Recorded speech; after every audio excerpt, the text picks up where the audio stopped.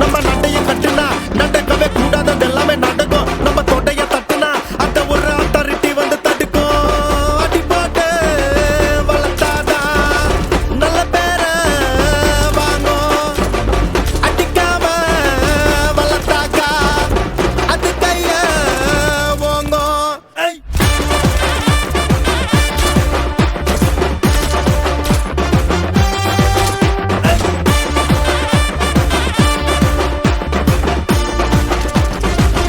சத்து சத்துன்னு அடிய போட்டு விட்டுருவேன். என்ன சண்டைக்கு கூட்டாவும் ஒன்னா பந்தயம் போட்டு நாம்